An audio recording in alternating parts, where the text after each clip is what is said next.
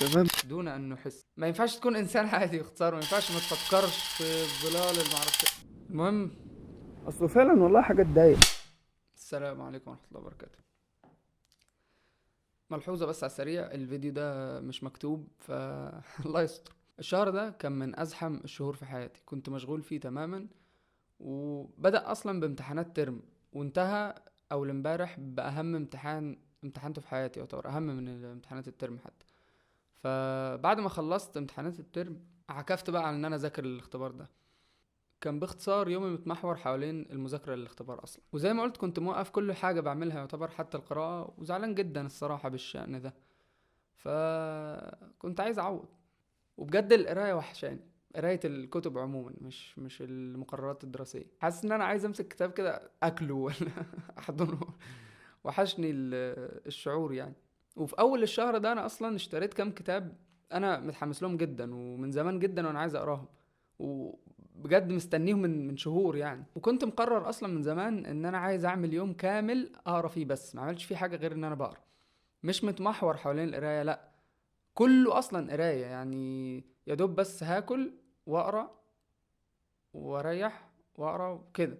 ولكن للاسف الموضوع ده صعب جدا يتم، عشان للاسف مشغول برضو اليومين دول. قلت النهارده صعب فخليها بكره، بكره برضو صعب، اصعب من النهارده. فوصلت الحل ان انا اخلي اليوم متمحور حوالين القرايه. يعني هعمل النشاطات عادي، ولكن المهمه العظمى بتاعه اليوم القرايه. بصراحه ممكن من الاشياء الاساسيه اللي خلتني عاوز اعمل الحاجه دي ان انا ما كنتش عايز اعدي شهر من غير ما اقرا. اما عن التزامات التحدي نفسه فهتكون ايه؟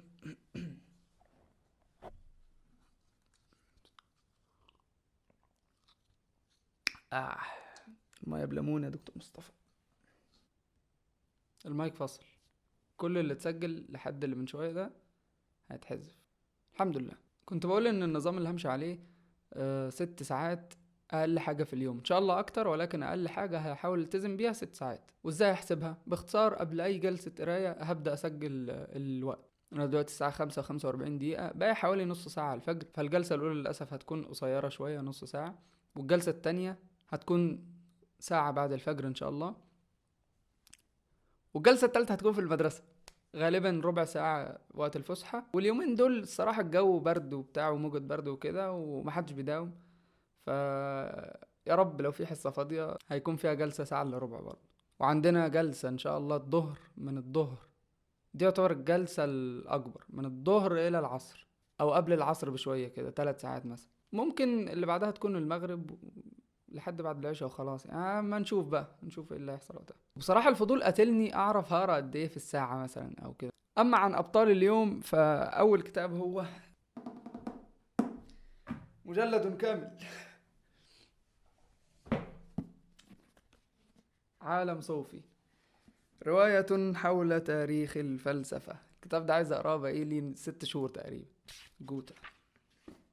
طيب ده الكتاب الأول إن شاء الله. كمان ايه ده؟ هو طلع أكبر من المطلوب بشوية، 550 صفحة، بس متحمس له من زمان صراحة، ومش حاسس نهائيا إنها همل إن شاء الله يعني، خصوصا إن هو رواية كمان. زائد الوحشة للقراية ممكن تخليني أعرف أكمله بسهولة إن شاء الله. وطبعا من الشروط، اللحظة اللي أحس فيها إن أنا استيعابي بدأ يروح، لا هوقف صراحة عشان ما يكونش بلا فايدة. اما عن الكتاب التاني، هو ضد تقريبا الكتاب الاول ده اللي اتوقعه، وهو كتاب سابغات للشيخ احمد بن يوسف السيد. واللايت اللي هنا فصل فما علينا، يلا ماي مايك ولايت وبتاع. طيب هو كتاب سابغات للاسف مش عندي ورقي، ما لقيتوش نهائي والله، فهنحمله، اللهم صل وسلم، هنحمله وهقراه على التليفون. وكتاب سابغات بيتكلم عن الشبهات. سابغات كيف نتعامل مع الشبهات الفكرية المعاصرة. مش عارف انا قمت اعمل كام حاجة، لقيت الفجر بيأذن فشكلها كده يا لهوي من اولها. بص هو مش عارف احنا لحقنا خلاص يعني، الحمد لله. قدامنا عشان ما يضيعش الوقت، عدى يمكن 15 دقايق من الأذان، فيمكن قدامنا ربع ساعة بس. مش هعتبرها جلسة صراحة، أبدأ من بعد الفجر وخلاص. أنا ده تقريبا أول كتاب أقراه في الشبهات، وأنا كنت محتاج كتاب من النوع ده صراحة، فالحمد لله. هو الكتاب سابغات 180 صفحة تقريبا. لو عديت بأي اقتباس أو أي حاجة، أو كملت عدد معين من الصفحات مثلا، هبقى اجي هنا ان شاء الله اقول لكم. وبس ادعوا لنا بالتوفيق. طب يا شباب، ولا انا في حاجة كنت عايز اقولها، هي ايجابية. المترجم بتاع الكتاب، شكرا. انا نسيت هو مين، بس اشكرك. مفيش مفيش مقدمة بعرض الكتاب زي ما اغلب المترجمين بيعملوا، الله يهديهم. دي حاجة مفرحاني اوي صراحة. يا دوب حاطط كام سطر بس، مش عارف هو اصلا ولا لا، بس يعني في كام سطر تقريبا هم دعاية للكتاب. خلونا نستغرب صراحة. الكتاب طلع مش جديد، انا فكرته 2016 2017، طلع 91 وطلع مشهور جدا. والكاتب برضو المؤلف شكله مشهور هو كمان، يا لهوي على البرد. بس لحد دلوقتي قريت حوالي 5 صفحات 4 صفحات حاجة زي كده. يلا هنبدأ بقى يعتبر دلوقتي بجد. اصله فعلا والله حاجة تضايق موضوع المقدمة ده. اللي هو يا عم انت بتحدد مين يقرا الكتاب، وقاعد تقول لي معلومات بالهبل، كاني مثلا يعني خدت كتاب كده عشوائي ويلا هبدا اقرا. ما انا عارف اوريدي، اكيد هكون عارف شويه معلومات عنه. مشكور على جهدك وكل حاجه ايها المترجم الجامد، بس والله احيانا يعني انا عايز اقرا للمؤلف، مش عايز اقرا مقدمتك. انا عليت صوتي تقريبا عشان الناس بتبص عليا ايوه طبعا، على المقدمه اللي قصدي عليها مش مقدمات المؤلفين، يعني مقدمه المترجم. طبعا ايوه، حبيت انوه ان انا مش بقرا على مكتب والامور دي، والقهوه والحاجات دي، اللي هو السكتش الاهبل الصغير اللي كان في فيديو لماذا نقرا. ما برتاح اكتر وانا بقرا وانا نايم، فانا مش النموذج اللي كان على بالك ده.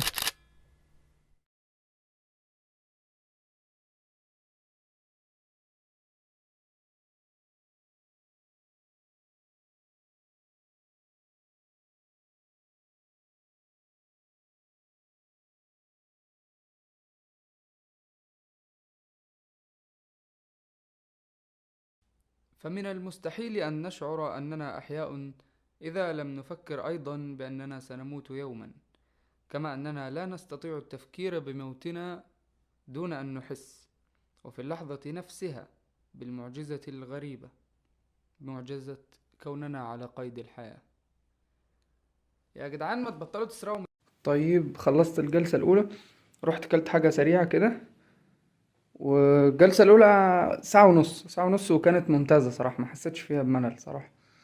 وليا شوية حاجات كده، بس اوفرول اقدر اقول انه ممتاز لحد دلوقتي، ماشي كويس صراحة، مش وحش. مش هقول دلوقتي قريت قد ايه صراحة، هو رقم قليل يعني، انا فكرت ممكن اقرا اكتر من كده بشوية في ساعة ونص، لكن يعني الحمد لله ممكن. آه عوضي يعني، كنت اقول ممكن اعوض بس ملهاش علاقة. بس هروح اكمل شويه في المدرسه، يا رب يا رب يكون في مدرس غايب او حاجه او حصه فاضيه. وبس دلوقتي هروح المدرسه وهقرا شويه، نحسب الوقت اللي هقراه في المدرسه ان شاء الله، وهرجع اكمل على الظهر كده. آه طيب، بقى على العصر ربع ساعة تقريبا، وكان عندي التزام من شوية فمعرفتش أقرا. والله شكلها هتبوظ، بس أنا عندي خطة بديلة يعني. بس الحمد لله كنت محظوظ شوية في المدرسة، رحت قعدت في أوضة لوحدي في المدرسة، قريت حبة مش وحشين الحمد لله. المشكلة إن أنا نعسان جدا دلوقتي، عشان مش قوي قوي يعني، بس نعسان عشان امبارح نمت تقريبا من العصر للمغرب بس. ف الله يعين. اللي حصل من آخر فيديو رحت اعمل حاجة، بعدين للأسف غلبني النوم، ما كنتش شايف قدامي، ولا اتغديت ولا اكلت اي حاجة، وجعان جدا. فالباقي اصلا على الوقت الفعلي انا طبعا غلبني النوم، بس الحمد لله لسه التحدي ما خلصش، هو لسه ما كملش الوقت المسموح بيه، باقي حوالي 5 ساعات مثلا حاجة زي كده. والمدة الفعلية اللي قريت فيها لحد دلوقتي برضو مش اكتر حاجة للأسف، بس هحاول المدة الجاية كلها بس هقرا فيها. الفترة الفعلية للقراية لحد دلوقتي حوالي يعني بتاع 3 ساعات وربع مثلا. وللأسف انا فكرت ان ان في الدقيقه هقرا صفحه مثلا، هقرا بالمعدل ده. طبعا كان الكتاب فيه حتت فيه تقيله، فكنت بضطر ان انا ارجع اعيد وكده، واكد على حاجات، اكتب حاجات، تحديدات الكلام ده، فطول معايا صراحه.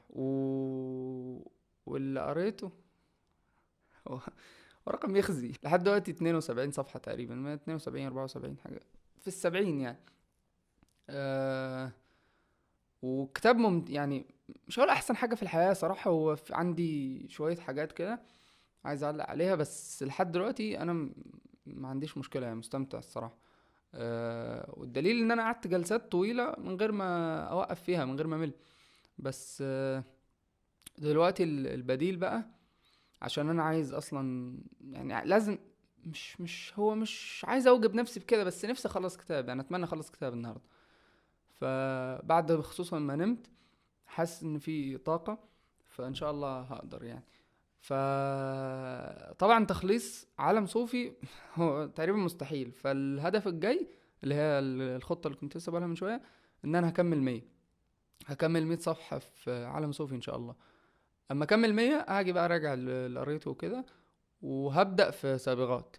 ولو عرفت اخلص سابغات قبل نهاية الوقت ما اظنش صراحة ان ده هيحصل، بس ان شاء الله هيحصل. لو عرفت اخلصه وفي وقت هكمل في عالم صوفي، مفيش مشكلة، هكمل لحد اخر ثانية يعني. بس هحاول ان شاء الله اخلص الصبغات، اظن ان انا اقدر ان شاء الله. اما دلوقتي انا جعان جدا صراحة، وهروح اجيب لي حاجة كلها، ومش هاكل وبعدين اقرا، لا انا هاكل وانا بقرا عشان مفيش وقت. لحد دلوقتي اهو آه خلصت 103 صفحة، وصلت مش عارف هو هيكون باين ولا لا، بس وصلت على العموم يعني. لحد دلوقتي بصراحة في حاجات مش عجباني. بحس ان الكاتب او مش الكاتب بقى، اللي هو الشخصية اللي في الرواية، اللي هي انا حاسسها المؤلف يعني، العلاقة اللي بينه وبين صوفي هي حلوة. انا صراحة بعشق جدا جدا جدا نوع من اللي هو نوع الرواية اللي بيكون، مش رواية عموما، ايا كان العمل، بس اللي هو تحس الشخص اللي هو الحكيم ومعاه الشاب اللي هو يكون طايش شوية، فده ياخد بإيده يمشي معاه. أنا جربت الحاجة دي في حياتي، وشيء بتمنى إن هو يرجع تاني. بحب الإحساس ده جدا، بحب الحاجة دي جدا. الحاجة دي أنا ما شفتهاش في الكتاب ده. أنا بحس إن في ال... كل مرة هلخبط اللي هو الفيلسوف اللي في الرواية، البطل اللي مع صوفي، هو أصلا الرواية ماشية إزاي لحد دلوقتي؟ أنا طبعا حكمي هيكون ناقص عشان ما كملتوش، وأكيد هيتقابلوا بعدين وكده، بس لحد دلوقتي هم لسه ما تقابلوش. الروائي الفيلسوف وصوفي، هو بيقعد يبعت لها رسائل بس. فبحس ان في الطريقة اللي بيبعت بيها، او في طريقة الكلام عموما، شكل الرواية نفسه مش ضايف كتير يعني. هو كأنه بيحكي تاريخ الفلسفة، ما عنديش مشكلة، وشكل يعني بطريقة مش وحشة. وطبعا للمبتدئين جدا جدا يعني. الرواية دي صراحة كمية الاستفادة اللي استفدتها منها مش كبيرة. أنا تقريبا 80% من المعلومات اللي قريتها لحد دلوقتي عارفها، أو ممكن 90%، من 80 ل90%. لأنه باين إن هو بيخاطب مبتدئ تماما في عالم الفلسفة، وممكن كمان إنه بيخاطب بشكل يعني ينفع للأطفال، والله يعني ينفع صوفي نفسها عندها 14 سنة، وده لا يمنع إن يعني حتى الكبار ممكن يقروها. انا شايف ان هي هتكون مفيدة صراحة جدا لأي واحد هيبدأ في الفلسفة. ولكن بالنسبة لي انا، ودي حاجة ممكن تكون شخصية، حتة ان هو بيجيب المعلومات بشكل تحسه اجبار. انا مش شايف اي نقاش، مش شايف اي شيء من جهة صوفي نفسها. انا بحس ان الشيء بيقدم بس، فاهم؟ مم، مفيش تقديم ولف يمين وشمال مثلا نقاش او حاجة بعدين نكمل، لا، هو خد وانت تقرا يا قارئ مكان صوفي. بس ده اللي حاسه فيه يعني في الرواية. يعني كان في شوية حاجات مش عجباني، وغالبا هتكون شخصية يعني، ما اظنش ان هي هتكون عيوب فعلية في الكتاب. بالعكس، الكتاب متميز في حتة ان هو بيقدم لك ببساطة تامة، والكاتب نفسه دي حاجة مميزة برضو شوية، لما بيشرح لك حاجة معينة، نقطة، عند فيلسوف معين ممكن يديك مثال ليها، طبعا على لسان الروائي هو الفيلسوف اللي هو مكان الروائي. بيبسطها لك تبسيط تام، ما اظنش ان انت مش هتقدر تفهمه.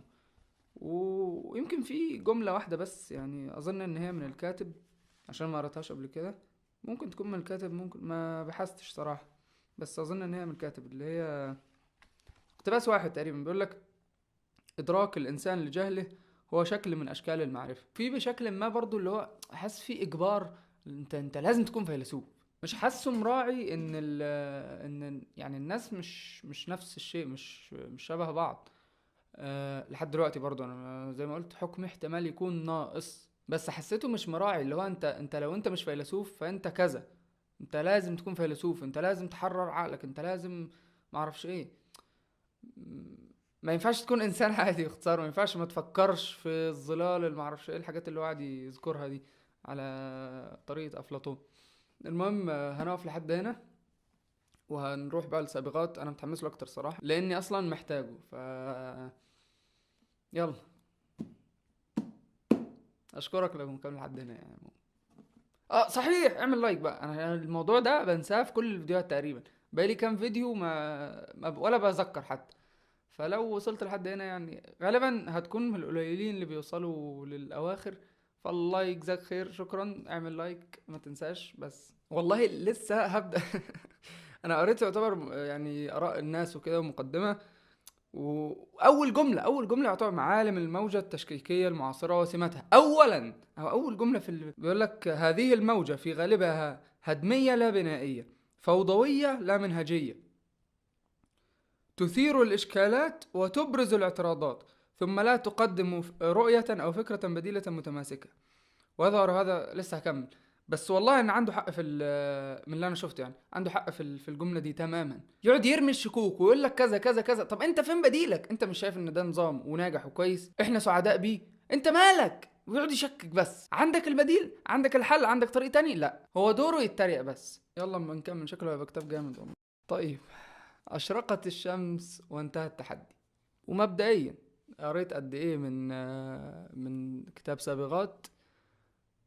قريت 92 صفحة بالظبط، واقف عند صفحة 93 يعني. 92 صفحة. ما تمتش الكتاب طبعا وانتهى الوقت، فهوقف لحد هنا. وخلينا نستعرض سريعا بس الكتاب على السريع، بعدين نيجي للكلام بقى اللي عايز اقوله. الكتاب الشيخ احمد الله يجزاه خير وفق في الكتاب ده فيه عظيم الفايدة.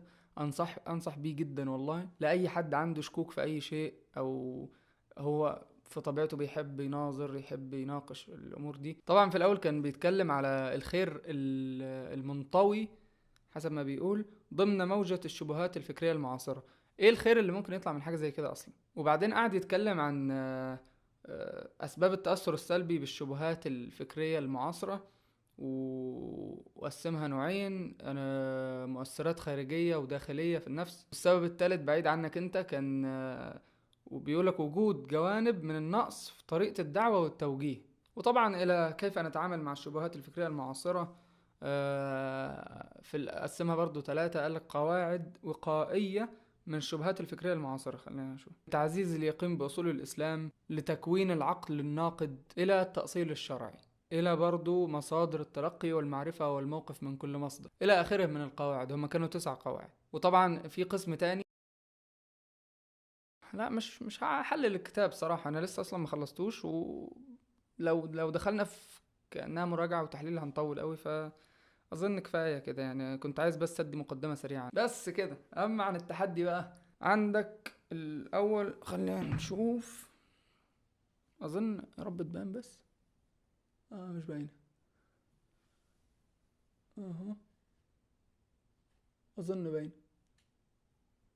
طيب، هنا عندك 3 ساعات ودقيقتين، قول 3 ساعات. وهنا ده في خلال اليوم. وهنا عندك 3 ساعات ونص. الحمد لله، رقم والله كده 6 ساعات ونص. وفي كمان ساعة ونص كانوا في المدرسة، حسبهم واحد صاحبي الله يجزاه خير. وانا بتكلم ومفيش فوكس يعني غباء. كنا بنقول ايه؟ كانوا كام؟ 3.5 و3 6.5. وعندك كام هناك؟ 1.5 8. تمام. طبعا الكارت فصل عشان يكمل عليا اللي قاعد يحصل. شكلها مش هنبطل قطع احبال الافكار. المهم، قريت 8 ساعات يعني الحمد لله، اعلى من اللي توقعته بشويه. ما خسرتش التحدي او شيء، بالعكس استفدت جدا. قريت رقم اول مره اعمله في حياتي، اول مره اقراه في حياتي. كانوا كان 100 انا قلت صحيح 100، تميت ال 100 صفحه ولا انا قلت الكلام ده مش فاكر والله. 103 صفحه تقريبا في عالم صوفي، و92 في سابغات. يعني حوالي 195 صفحه. انا رقم عمري ما تخيلت في حياتي ان انا اقرا الرقم ده كله. فعلا رقم كبير والله. او والله تصدق مش اكبر حاجه في الحياه يعني. هو اتوقع ممكن اي حد ممكن يقرا اكتر من كده. طبعا ده في اطار ان انا ما جعلتش القراءه هي المهمه الوحيده في اليوم. انا مركزتها صحيح في اليوم، لكن مش هي المهمه الوحيده. انا عملت باقي المهام والنشاطات عادي، وده واحد من اكبر الحاجات اللي عملتها صراحه. انا فخور جدا بحاجه زي كده، فضلا عن ان انا ما خلصتش اللي كان على بالي. لكن ما كنتش اعرف ان صراحه يعني كنت فاكر ان ممكن هقرا في الدقيقه صفحه او حاجه. باختصار ما كنتش عارف ان انا بطيء في القرايه. وانصح صراحه بالتجربه دي جدا. انا لاحظت ان هي فادتني كتير والله. وبعيدا عن النشاطات اللي مارستها بشكل عادي، عملت كمان حاجات عادي انا بحب اعملها ما فيهاش مشكله يعني. هوايات وحاجات زي كده مفيش مشكله. وممكن السبب في ده ان انا تقريبا ما لمستش التليفون اليوم ده. كان التليفون شبه مقفول. وبعد ما عدت التجربه دي حاسس ان أنا ما فاتنيش حاجه. وبرضه اعتقد ان بعد التجربه دي متوسط مده قرايتي هتزيد، فضلا عن ان الشيء ده في حد ذاته اصلا مفيد جدا. حته ان انت تقعد مركز في شيء لمده طويله احسن بكتير في رايي من ان انت يعني لنفس المده بس تركز في 10 حاجات ولا 100 حاجه مثلا. وفعلا ده بيحصل. حتى لو كانت الحاجات دي مفيده انت كده هتشتت دماغك. أنا اعتقد يعني ده اللي بيحصل معايا على الاقل. وانصح والله بالتجربه دي لو مثلا يخلوها الناس مره كل شهر او مره كل 3 شهور، اي حاجه مفيدة جدا والله. ده فضلا عن فايدة اللي قريته يعني، اللي قريته نفسه. انا حاسس ان انا هنا هي خد معلومات. حاسس ان انا استزدت ارتقيت بالعلم. اللي هو ايه ده؟ وبس كده. عارف ان الفيديو يعني ما فيهوش تعب كتير من ناحية مونتاج مثلا الى اخره. معلش. من ناحية مونتاج مثلا الى اخره. آه ولكن هي تجربة وحبيت أشاركها يعني. وصراحة أشكر صناعة الفيديوهات، أشكر الشيء ده. إنه ساعدني صراحة، ساعدني في الالتزام. وزي ما قلت كانت تجربة وحبيت أشاركها، وأحب لو حد يعملها ويشاركها معايا. وختام وتذكير بس بموضوع الاشتراك واللايك والحاجات المعروفة دي. وعلى الله قصد السبيل. وختام فسلام من الله تعالى عليكم.